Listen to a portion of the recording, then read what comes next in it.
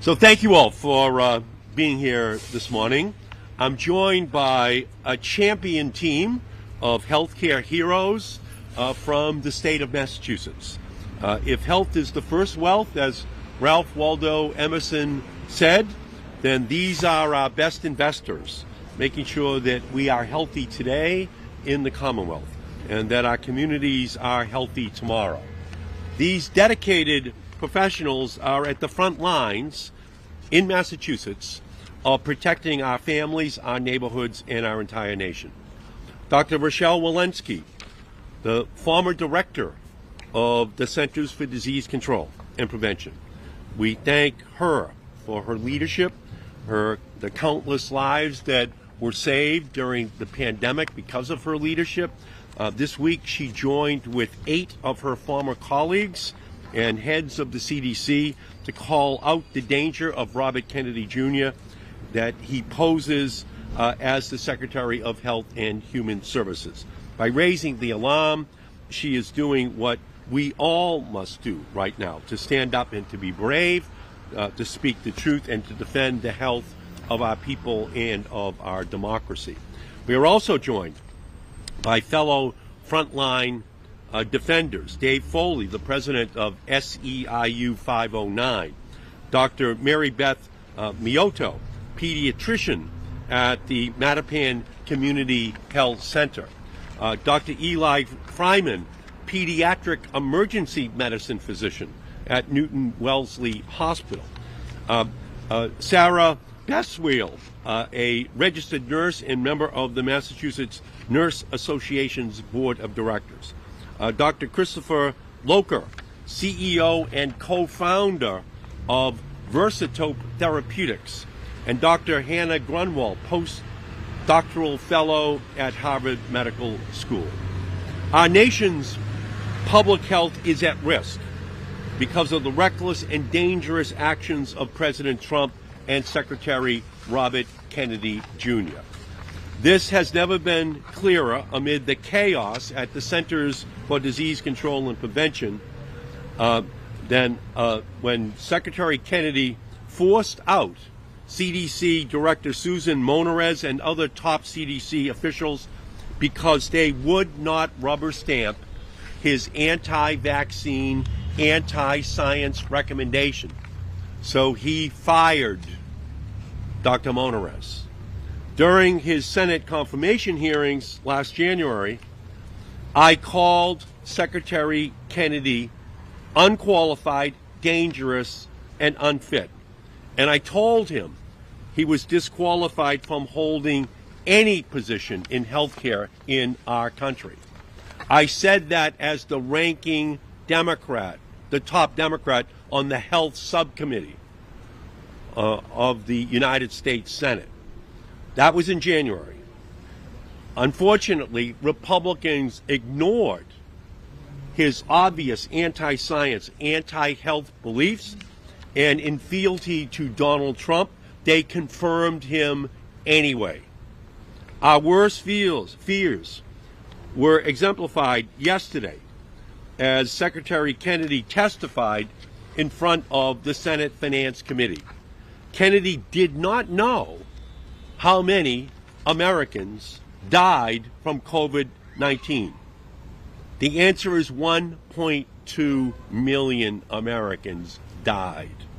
Kennedy said he didn't trust the data that showed vaccines were safe and saved lives. He lied to Senator Warren when he said, quote, anybody can get the new COVID booster, even though his FDA just restricted who is able to get the new vaccines. He lied and said there were no cuts to Medicaid in Trump's big, ugly bill, which the Republicans supported and passed. So it's lie after lie after lie from Robert F. Kennedy Jr. The only truth we came away with is how dangerous Robert F. Kennedy Jr. is to the health of our nation and our communities. This isn't a man who is guided by the Hippocratic Oath. He is guided by hypocrisy. And he always has been when it comes to vaccines. He made money off of vaccine denial. He made money off of spreading disinformation. And now he is appointing his own former cronies to positions at the CDC that will only further spread that misinformation about vaccines. Vaccines are not debatable. They are dependable. In 1900, in the United States, 18% of all children died before the age of 5. Life expectancy in the United States in 1900 was 48 years of age. What changed? Vaccines changed. All the other public health interventions that we built into our system changed. We've added 30 bonus years of life to Americans. That's what's changed. Robert F. Kennedy Jr. isn't selling a Make America Healthy Again agenda. It's a Make America Sick Again agenda that Robert F. Kennedy is selling to the American people, and we have to stop it. Ever since he was confirmed, Kennedy has been recklessly gutting life-saving research, slashing community health center funding, spreading misinformation and outright lies about vaccines and science. Sadly, misinformation spreads as fast as COVID, as fast as measles and other diseases. And these diseases know no state boundaries. People in Massachusetts are endangered if people in other states aren't getting their vaccinations. We have a highly mobile nation. And right now, after the largest measles outbreak in 33 years that affected 1,300 Americans, Florida has announced its plan to scrap all vaccination requirements for children. That will be a public health calamity. The price of admission to Disney World shouldn't be a case of measles or COVID for a child from Massachusetts being taken by their parents down to Disney World this winter. We need every community to know that Robert Kennedy Jr. is doing what is endangering our public health, and so we must now defend ourselves. And that's why today I am releasing a tracker that will update regularly all of the dangerous actions Robert F. Kennedy Jr. has taken since he was confirmed as Secretary of Health and Human Services. I am releasing it and putting it up so it will be there for everyone to see where the dangers are that Robert F. Kennedy has created. The RFK Jr. attacks tracker includes firing more than 10,000 employees, including 2,400 staff at the CDC, firing all 17 experts on the CDC's Vaccine Advisory Committee, and replacing them with vaccine skeptics, including some with whom he worked in order to spread for pay that disinformation about vaccines. Updating the FDA authorizations for COVID vaccines in August so children and those under the age of 65 can no longer access COVID vaccines. These recent changes to COVID vaccine authorizations are already causing confusion and uncertainty for patients, providers, and pharmacies alike. We know that pharmacies such as CVS and Walgreens are introducing prescription requirements, if not outright suspending access to new COVID boosters in some states as they navigate a patchwork of conflicting federal, state, and local rules. And that is why today I am also sending a letter to CVS and Walgreens to ask them about their recent policy changes to vaccine access at their pharmacies across our country. We are grateful that Governor Healy has taken the important step to protect us here in Massachusetts by requiring health insurers to cover vaccines recommended by state health officials, regardless of what the CDC recommends.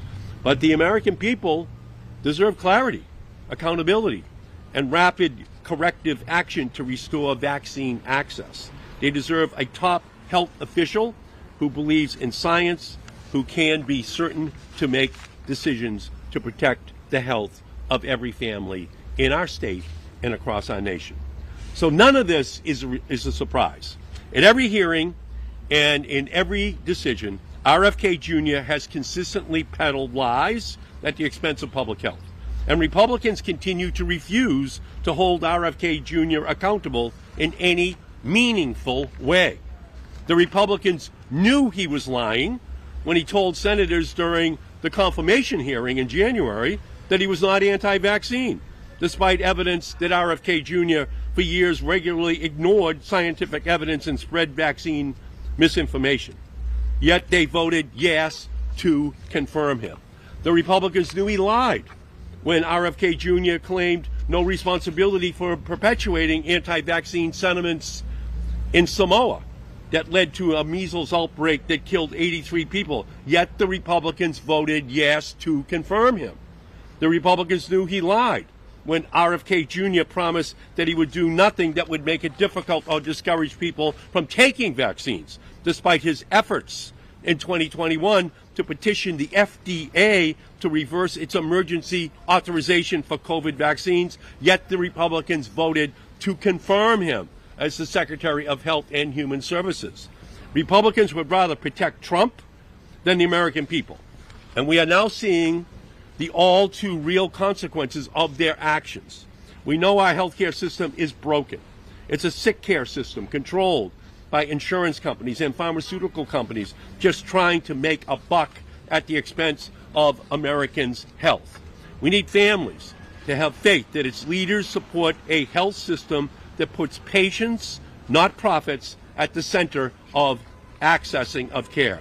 That's the system we need to have built in our country, not dismantled, but made even stronger to protect the health of the American people. So I call on every one of my Republican colleagues, join me, join my Democratic colleagues, the multitude of medical associations, healthcare providers, 9 former CDC directors, over 1,000 current and former HHS employees, and demand the resignation of Robert F. Kennedy Jr. I demand that Robert F. Kennedy Jr. resign as Secretary of Health and Human Service. He is endangering the lives of every American family with his policies. So let me now stop and introduce a great leader for the public health of our nation, Dr. Rochelle Walensky, the former director of the Centers for Disease Control. Doctor. Good morning. I want to thank Senator Markey for the honor of being here with you today, for holding this event, and especially here at the Codman Square Health Center, founded on a dream to build the best urban community in America and recognizing that healthcare begins with alleviating sickness. So I want to thank all of you for the work you do here at Codman Square toward that end. When I was appointed the director of the Centers for Disease Control and Prevention in January of 2021, the headline said that I was a political outsider who lacked government experience. They were right. I spent 25 years at the bedside caring for patients, and I never once asked one of them how they voted. And I conducted research that resulted in policy change to increase access to HIV treatments.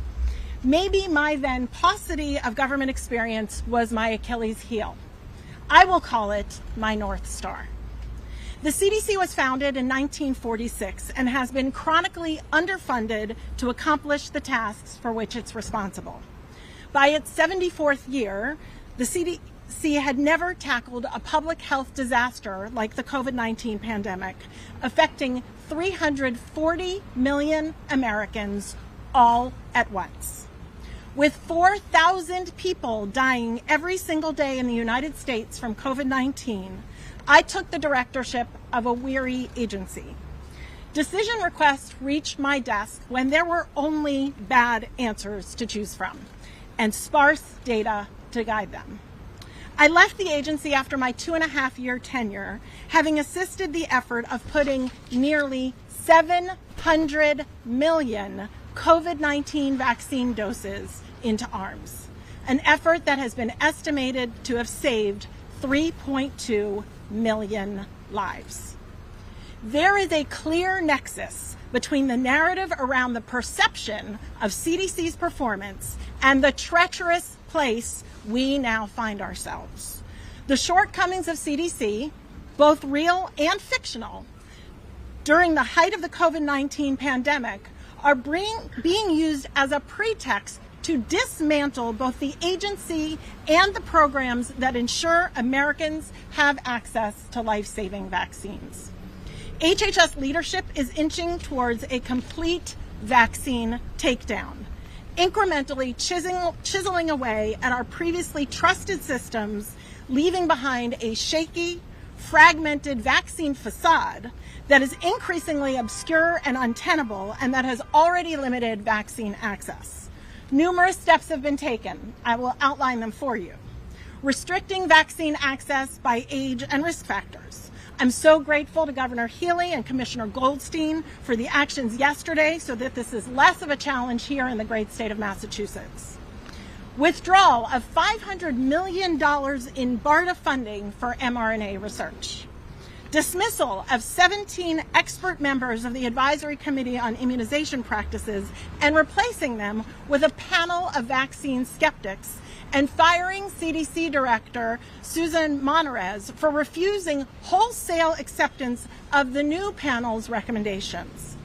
Sowing doubt and confusion into who should get vaccines. For example, a posting from HHS on X noted that pregnant women would no longer be eligible for a COVID-19 vaccine, when their very own FDA commissioner had just authored a piece in the New England Journal of Medicine, which clearly stated that pregnant women are on the list of underlying medical conditions that, quote, increase a person's risk of severe COVID-19. Instilling fear in those that follow the advice of the American Academy of Pediatrics, who recently recommended vaccination of babies 6 months to 2 years old. Another HHS post incorrectly noted that recommendations that diverge from CDC's official list are not shielded from liability. What's less visible are the plans to reform the Vaccine Injury Compensation Program. This program, created in 1986, is a pillar of vaccine policy that compensates the rare but serious cases of true vaccine injury while protecting vaccine makers and healthcare providers from liability. Without it, manufacturers have stopped producing vaccine, and they very well could again. Equally at risk is our Vaccine for Children's program, created in 1993 to provide under and uninsured children free access to the full pediatric vaccine schedule covering 19 diseases. Credited with preventing 472 million illnesses and saving $2.2 trillion, the Vaccine for Children's program now faces review by the newly formed ACIP, who are tasked to scrutinize that schedule and who have a clear anti-vaccine bias. Since the VFC, the Vaccine for Children's program, supplies vaccines for half of America's children, the stakes could not be higher.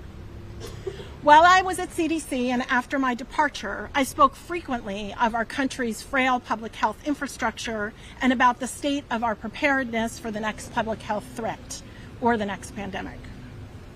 I reminisce about those now quaint days when lack of support for public health was our biggest challenge. Today, I'm most saddened by the lives that will be lost, those preventable deaths because of the erosion of our vaccine infrastructure that had previously been designed to foster truth, transparency, and safety. In today's divided America, there's actually one consensus that remains. 92% of parents still vaccinate their children. Surely we can all agree we don't want our children to die. There's an old saying, vaccines don't save lives, vaccinations do. Unless action is taken, and fast, You may be lured into thinking that our vaccines are here, but vaccinations themselves may no longer be within reach. Thank you.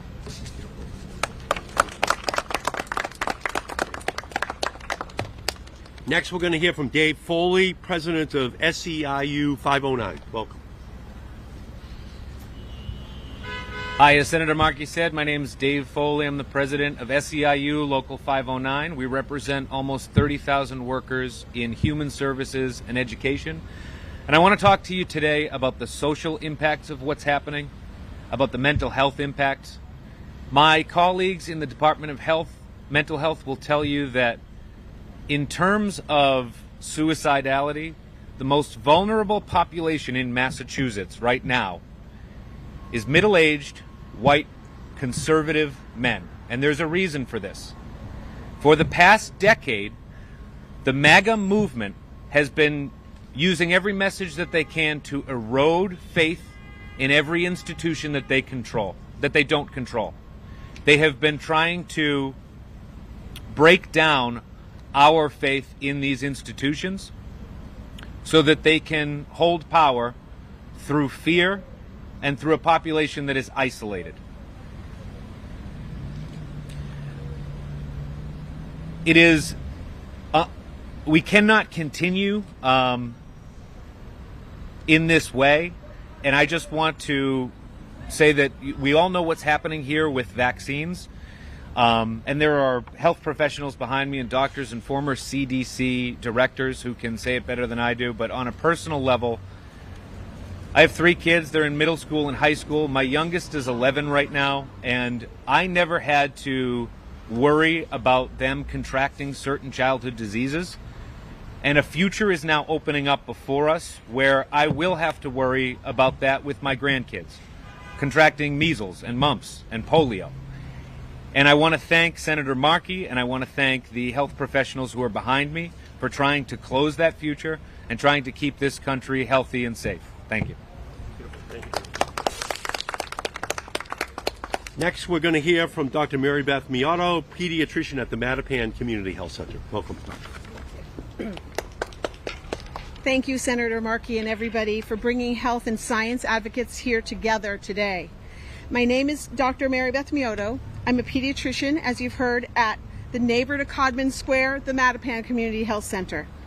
As the immediate past president of the Massachusetts chapter of the American Academy of Pediatrics, I represent our chapter of 1,600 pediatricians and trainees. I also stand up here for the 67,000 pediatrician members of the American Academy of Pediatrics nationwide. I completed my pediatric residency in 1995. The August 2024 CDC report showed that for children born during 1994 to 2023, routine childhood vaccinations will have prevented about 508 million cases of illness, 32 million hospitalizations, and 1,129,000 deaths. Okay, this is deaths of children. We don't talk about nature all the time, but this isn't a nature type thing that we want. Is it natural for children to die? If it's nature, I don't want that. My pediatric colleagues and I have watched immunizations help children build immunity against diseases which I saw regularly as a trainee over 30 years ago.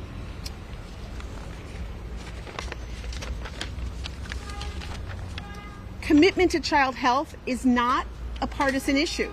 Prior to 2025, Republican and Democratic administrations supported child health through widespread immunization efforts. So early this year, pediatricians looked forward to working with the Department of Health and Human Services to tackle all threats to youth well-being. Unfortunately, a series of unfortunate events have put American children at risk.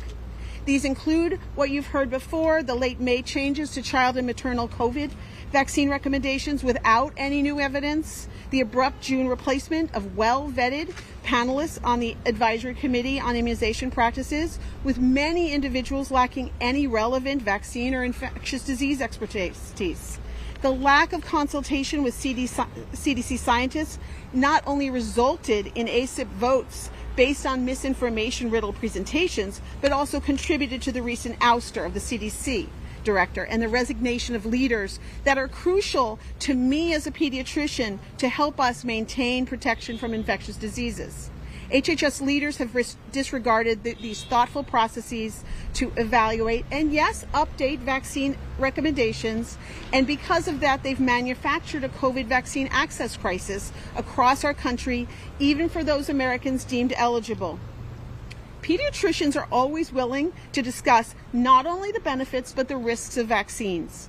As individual clinicians, we'll continue to step up and provide accurate information so families can make their best decisions. The American Academy of Pediatrics has been creating evidence-based vaccine recommendations on their own since its founding in the 1930s. These are rooted in deep clinical knowledge of child health and development and the needs of not only the children, but their families and our communities. We're disappointed that our federal partners are no longer helping us keep these children safe from life-threatening infections, but we are in it for the children. Thank you very much. Thank you, Doctor, so much. And again, we're just going to keep coming back to this point where it's clear that the lies of Donald Trump and the lies of Robert F. Kennedy Jr. are going to lead to people dying because they will not get the vaccinations which they and their families need. Next, we're going to hear from Dr. Eli Fryman, Pediatric Emergency Medical Physician. Welcome. Thank you, Senator.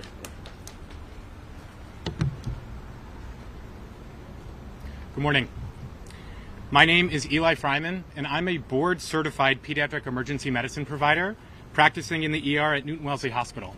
I'm also an officer of the Massachusetts Medical Society. I want to thank Senator Markey, his wonderful team, for his incredible leadership in these unprecedented times, and for inviting me here to speak with you all today. In the emergency room, I meet families on their hardest days, when their child is struggling to breathe, fighting a serious infection, or suddenly very ill. After a scary emergency room visit, parents often ask me how to protect their children and what they can do to prevent their child from returning to the ER. It's an everyday conversation for me when I reiterate to parents the importance of vaccines and how they are among the most effective tools we have to prevent serious illness and, yes, death in children. The illnesses we vaccinate against, polio, measles, whooping cough, pneumonia, chickenpox, hepatitis, meningitis, and more, are not just inconvenient. I have personally witnessed many of their disastrous effects in my ER, and I am not exaggerating when I say they can be debilitating and cost children their lives. The impression that a 2-week-old with whooping cough, struggling to breathe in the arms of a terrified parent leaves on you, you never forget. I hope I never have to again admit a severely dehydrated infant to the hospital on an IV drip due to rotavirus diarrhea. One of my mentors still tells stories about performing nightly spinal taps in infants due to H-flu meningitis. These diseases have not disappeared, and this threat is not theoretical. The fact that we see so little of them today is a direct result of vaccination. For families and their children, this is something very real. Vaccination can be the difference between me admitting a school-aged child to an intensive care unit on a ventilator with influenza pneumonia or COVID pneumonia, or that child being at home, happy, in school, playing, and thriving. A parent who might face days in the hospital is instead able to keep working and caring for their family. With all the recent turmoil and misinformation, we know this is a confusing and scary time for parents and families. I always welcome conversations with families who have questions about vaccines. Vaccines, including the COVID-19 vaccine, are some of the safest and most thoroughly tested medical interventions ever developed. They have completely revolutionized pediatric public health, turning once common childhood killers into preventable conditions. The evidence could not be more clear. Vaccines are safe, vaccines are effective, and vaccines save lives. Our responsibility as physicians is to keep patients safe. Vaccines are one of the most important ways that we fulfill that responsibility. I'm so grateful to practice in Massachusetts, where our governor and public health leaders took action this week to safeguard access to evidence-based immunizations and ensure Massachusetts patients continue to receive critical preventative care. In Massachusetts, we will continue to lead with science, to follow the evidence, and to prioritize health and safety for all of our residents. Importantly, today we reaffirm our unwavering support of all who play critical roles in safeguarding public health. Thank you. Thanks,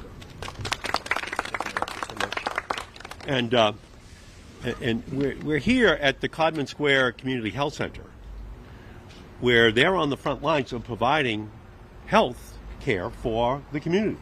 They make it very easy for people to walk in, that the language of their native nation will be spoken here. They trust the physicians and the nurses who are here. So what we're talking about today is absolutely critical, because the Republicans just voted to cut $900 billion from Medicaid, which helps fund this healthcare facility.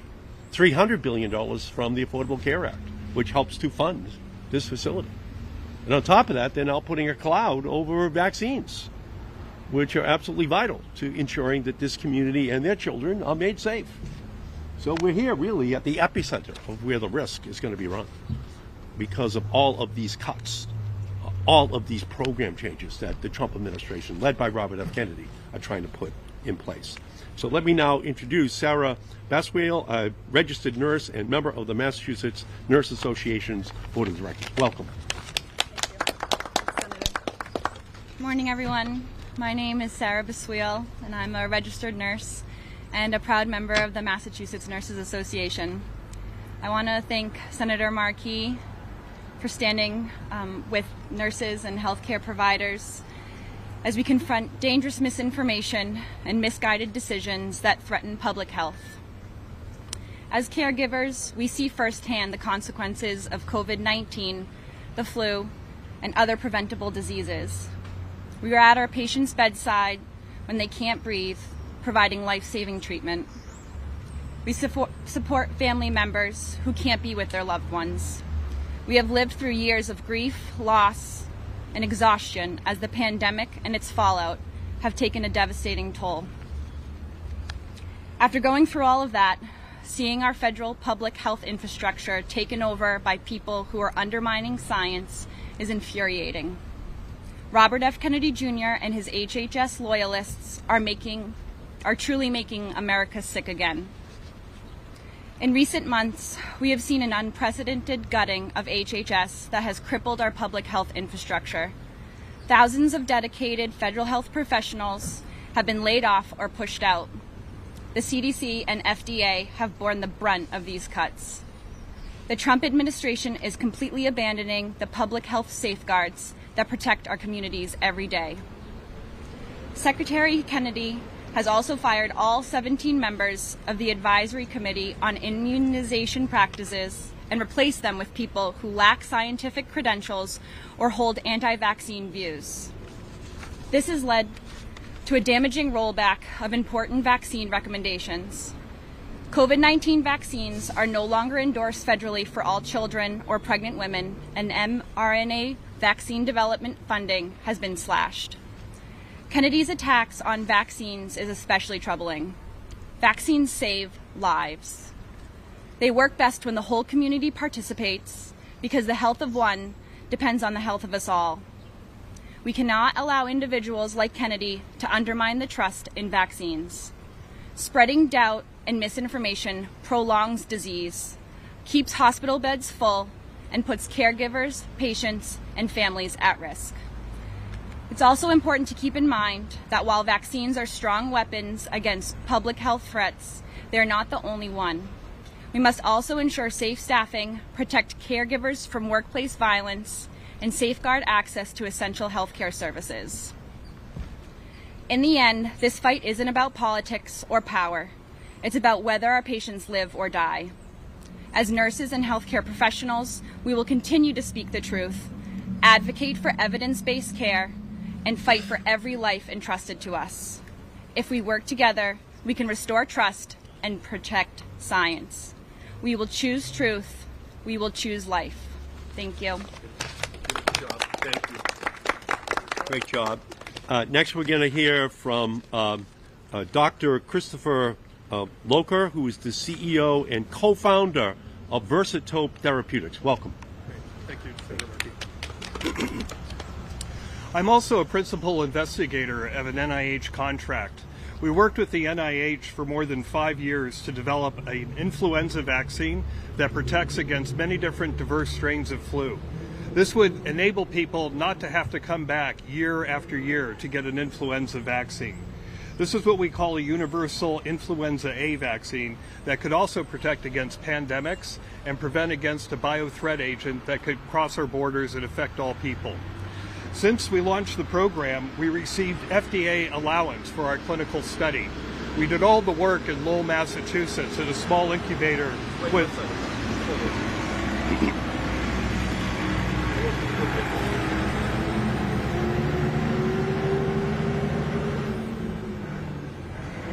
As I was saying, we developed an influenza vaccine that protects against many different strains of influenza. And in doing so, we did all this here in Massachusetts, funded by the National Institutes of Health, where I'm a principal investigator. We received FDA clearance for a phase 1 clinical study. And at the time, we were told by our NIH collaborators to cease work on the program for 89 days during a funding freeze earlier this year, following the inauguration of President Trump. At the 89th day, we received a notice that they were canceling our contract for convenience. This vaccine that we were developing could be a game changer when it comes to influenza immunizations and prevent the next pandemic. One thing that people don't talk about is the economic perils of not immunizing people. For example, with COVID, it's estimated that there were $15 trillion lost to the economy due to the COVID pandemic. Influenza is a biothreat agent that could affect another pandemic and is a true threat to our country. Developing old antiquated vaccine technologies will not help the cause. We need new technologies developed here in Massachusetts. Biotechnology has received a renaissance here in the state, and I hope it'll continue. But many small startup companies are suffering at this time due to the funding cuts at the NIH. And it's also at the university level that's been covered in the press. But unfortunately, I've had to lay off more than half of my team, and we're downsizing the project substantially. We hope we can survive with private money, and we'll have to see how it goes. But my team remains committed and ready to come back to work when the funding is available to pick up the pieces and carry on with our influenza vaccine program.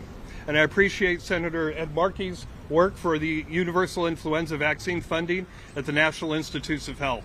And unfortunately, many of my colleagues at the National Institutes of Health are no longer available by phone call or email. They simply just don't respond. And it really is tragic what's happening in our nation, not only at the community level, but also at the basic research level. And thank you. Thank you, Doctor. And again, he's a perfect example of what is just going off the rails. I fought for years to put in the funding for a universal flu vaccine. About 30,000 people die every year from the flu because scientists can never be quite sure which strain of the flu is going to show up that winter, while they still recommend getting the flu vaccination. Dr. Locher is working on finding a universal flu vaccine that would protect against all of the strains. And now that is being defunded. Again, that's a shot in the arm, if it was available, that every American should have access to. So it's all part of the same story, what's going on. It's not just at HHS, at the CDC, but it's at NIH, it's at the FDA, it's on agency after agency. And finally, we're going to hear from Dr. Hannah Grunwald, who's a postdoctoral fellow at Harvard Medical School. Welcome, Doctor. Thank you so much. I'm really excited to speak to you today. And before I start, I want to thank the Senator for his incredible advocacy and every single one of these speakers for truly being on the front lines. I'm going to tell you a little bit about the research side.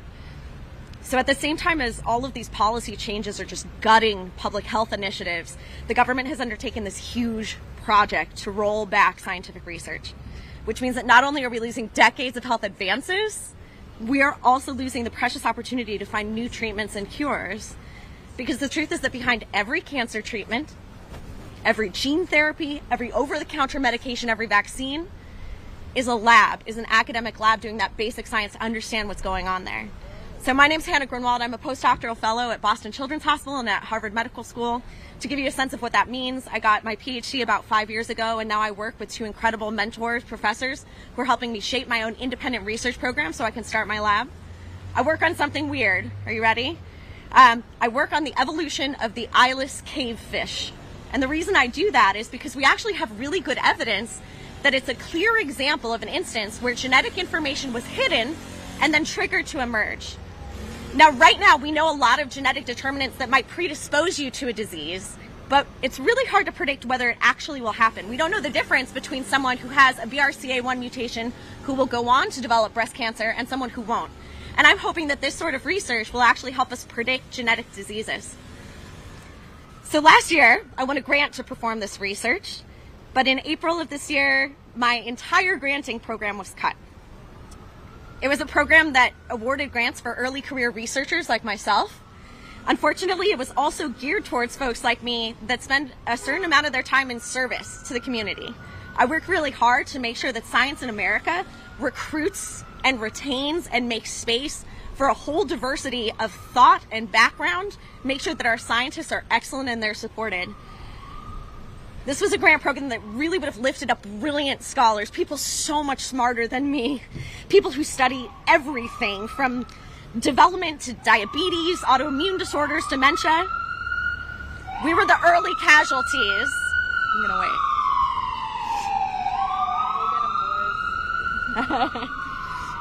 We were some of the early casualties of this purge of science, but we're not the only ones, right?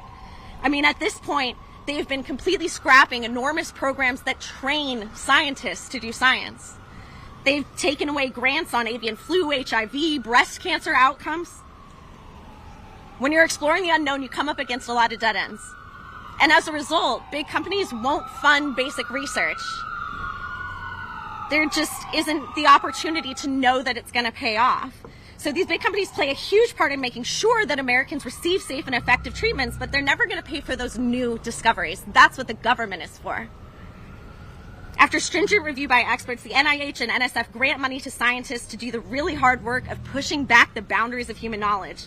And when we lose that funding, there's not a lot to fill in the gaps. When you lose funding, the best case scenario is that you lose months and months of critical research time trying to scramble to replace that funding from some other source. But the worst case scenario is that the project dies. The truth is that in academic science, there's usually one person, one researcher, who's studying a particular question and has a particular angle on it and a particular idea about how to solve it. You take away that grant money, all of their prior research will never be published. It's lost. All of the future breakthroughs that would have been happened are gone. An NIH grant is the difference between a research project that dwindles away into nothing and one that produces a critical insight that transforms our understanding of the world. The way I see it, medical breakthroughs are miracles of human ingenuity. They're testaments to what people can achieve through creativity and hard work. They bring us safe and effective treatments and preventative measures that make us all healthier. We should be celebrating them. We should be encouraging them. America used to be the center for scientific thought that the whole world looked to, and I don't want to lose that. Thank you. Thank you, Dr. And Dr. Grunwald is a very important voice here because she is representing all of the other postdoc fellows all across Boston, all across Massachusetts, who now all have a funding cloud over their heads. They don't know if they're going to have a job next year. They don't know if they're going to be able to continue their research projects. They're getting calls from London, from Montreal, from countries all around the world saying, we'll fund your project in another country. We're the center for medical research in the world. And what their goals are because it's not to get rich, it's to advance the public health agenda for our country. And Dr. Grunwald is a perfect example of the kinds of young men and women who have entered this field and right now don't know if they will have a job next year if all the funding cuts go through that endanger all of that medical research. So we thank all of this great team of people. And now I'll stop and say, are there any questions? Yeah, Dr. Walensky, come on up.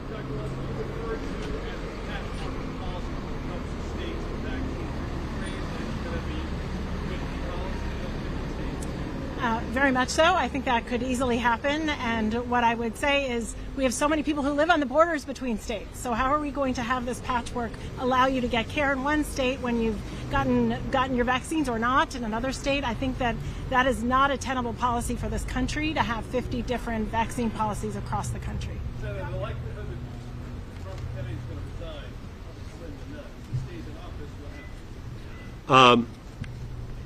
Every American's health is going to be endangered if Robert F. Kennedy Jr. stays in office, if the policies he's advancing stay in place. These are policies that will make America sick again. It will take us back in terms of life expectancy for our country, but it will endanger children, seniors, anyone with a vulnerable condition. And so yesterday there were some Republicans that started to raise some questions about Kennedy's policies, but will it actually turn into a vote on the floor of the Senate after a call from Donald Trump? Well, thus far, that has not been anything that we've seen. So that's why the pressure has to be created from the grassroots through these Republican senators to let them know that that people are very concerned about their families' health, of their children's health, of their seniors' health in their families. Okay, this is all going to be political action. Congress is a stimulus response institution, and there's nothing more stimulating than millions of Americans raising their voices about the health of their children, the health of their families. And I think that pressure is really starting to build, and we could start to see the beginnings of doubt in some of those senators' questions yesterday on the Senate floor. Backing up with that, if Yeah. Secretary Kennedy did not resign, and if the Republicans do not say, okay, we're going to stand up and do something, what do people in Massachusetts do? I mean, what elected leaders that represent us do to make us feel like we're safe? Governor Healy is leading. She is putting in place a policy to protect the citizens of Massachusetts. But we live in a country where Florida, and soon to be followed, I'm sure, other red states will be blocking policies that ensure the vaccination of all of the children, all of the adults in our country. And that's going to endanger us in the same way that the COVID virus actually had its first big incident right here in Boston at the Biogen conference. Those people all got back on planes and flew across the country and flew across the world. That's what's going to happen. We'll try to protect ourselves, and Governor Healy's going to do a great job. But there's a limit if the rest of the country is not vaccinated, does not have public health protections as well. I'd like, Dr. Walensky, maybe you can, I'm sorry. As people are starting to hear this information, they're confused about it. Of course, hearing both sides. What do you do as a parent going in about getting your kids vaccinated?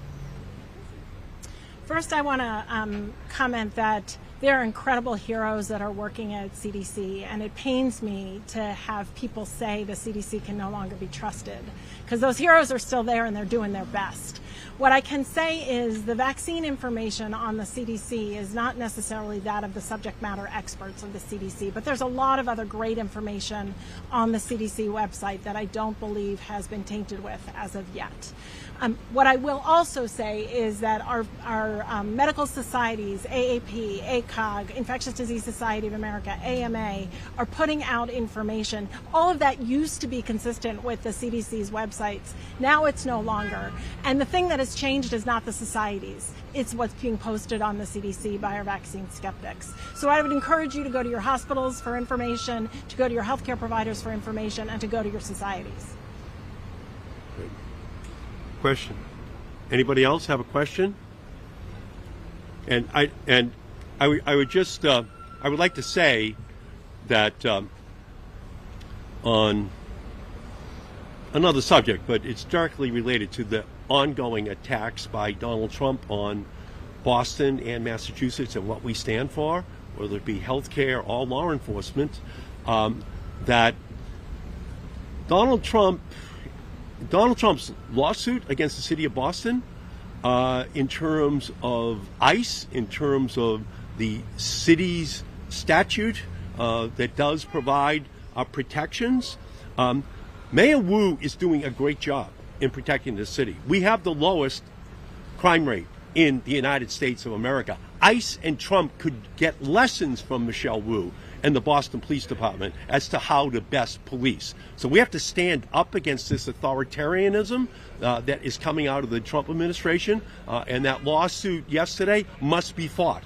because Boston knows how to keep its people safe. So, what is Congress doing about this? Around which subject now? Around the suit. On the suit? Is there anything Congress can do? Again, Mayor Wu is our leader, and she knows how to make the city safe. And so this must be fought because it is an illegal intervention into the local policing responsibilities of our community. It is a violation of the 10th Amendment. It is a violation of the Posse Comitatus law of the 1870s. It is up to the local communities to police. It is up to those communities to determine how to make their cities safe. And in our city, the Boston Police and Mayor Wu have made it the safest city in our country. We don't need Donald Trump. We don't need his ICE policies coming to our city. Do you think that the Trump administration is picking on Boston because they're specifically going after the touchdown? That's something that's specific to this area. Yeah. Trump is targeting cities across our country that are majority minority communities. Los Angeles, Chicago, New York, Boston. That is their plan. It is to try to turn this into an issue where he is scaring white suburban voters across the country about black and brown citizens in our nation, even when you talk about a city like Boston that has the lowest crime rate in the nation, notwithstanding the fact that it's a majority black and brown community. So that's what he's trying to do. It's all part of that MAGA playbook to make America great again by making America hate again. And we are not going to stand for it here in Massachusetts or in Boston. So thank you all so much. Thanks for being here. Thank you.